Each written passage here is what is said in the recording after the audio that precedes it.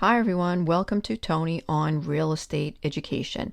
I am a state certified real estate teacher. Not only are my videos designed for my current and past students, they are also for anyone that is simply interested in the world of real estate.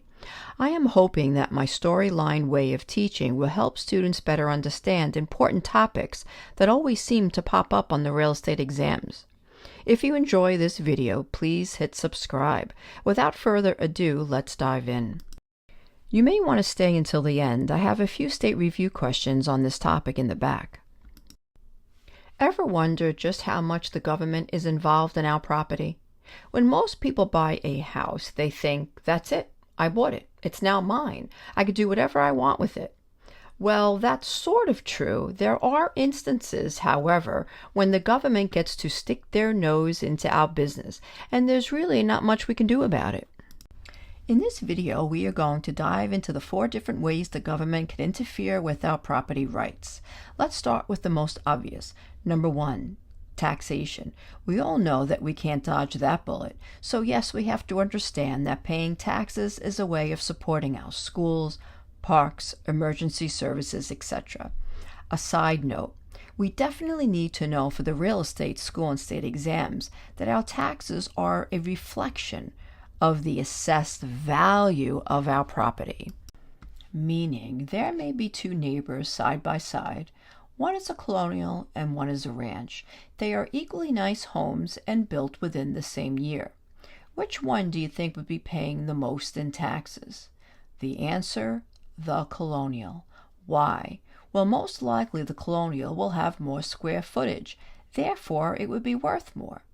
If we think we are paying too much in taxes, and well, who doesn't, we can try to grieve them.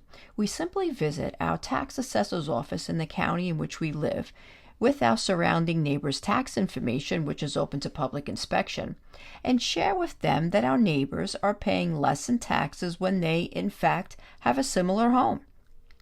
Keep in mind that we can also hire professionals to do this. Number 2, police power.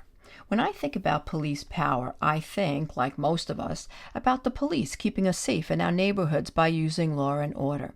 But in regards to real estate, it's a little more than that. Police power basically allows restrictions to be put on our properties. For example, let's say you want to build a garage in your backyard. You can't just build a garage. First, you have to find out what the zoning is in your area. The garage can't be bigger than the town zoning requirements allow, and you can't just put it anywhere. Although it may differ from town to town, zoning will require that whatever structure it is that you want to build be a certain footage off the property line. For example, no less than 15 feet off the property line. So really the first step in building that garage in your backyard would be to visit the town in which you live and ask for a building permit.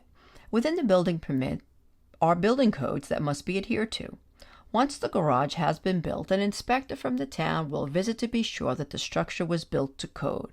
If all goes well, a certificate of occupancy or a C of O will be issued to the owner. Unfortunately, this will trigger a reassessment of the property, which means your taxes will most likely go up.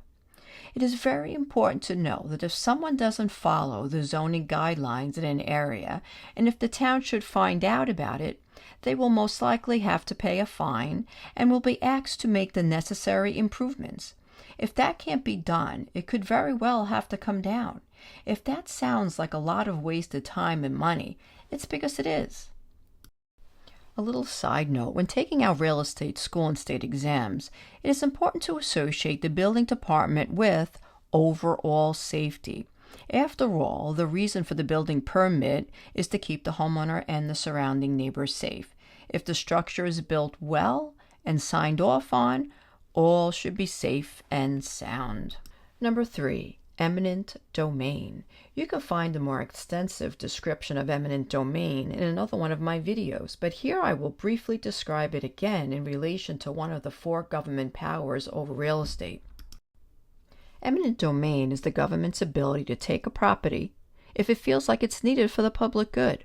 Most of us know how big Central Park is, but most of us also don't know that the property was acquired through eminent domain. The city basically told the homeowners in the area that the grounds were needed for the good of the public.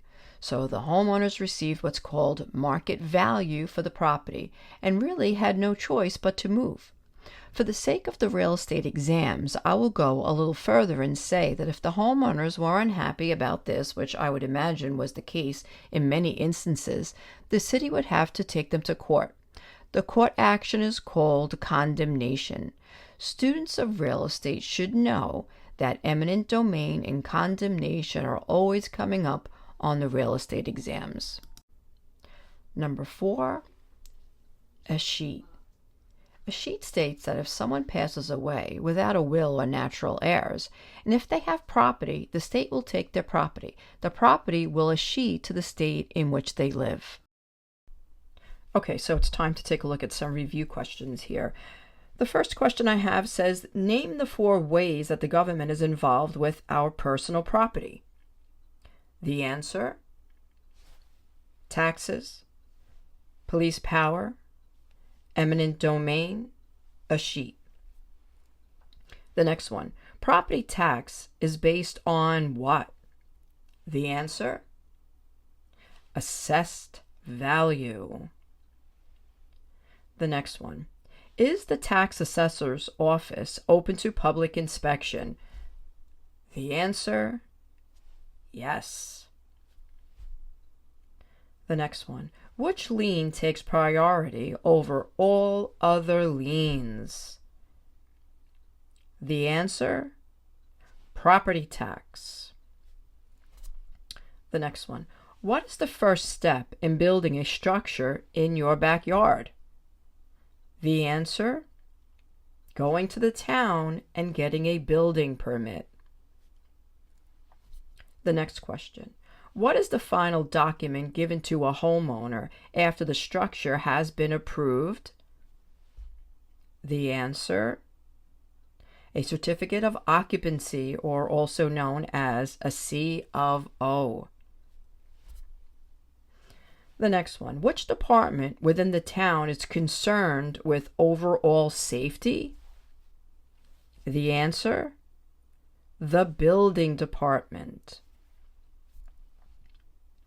The next question, what is it called when the government can take your property for the public good? The answer: eminent domain. The next one, what is the court action associated with eminent domain? The answer: condemnation. The next one, define escheat. Answer: if a person dies without a will or natural heirs, the state will take the property.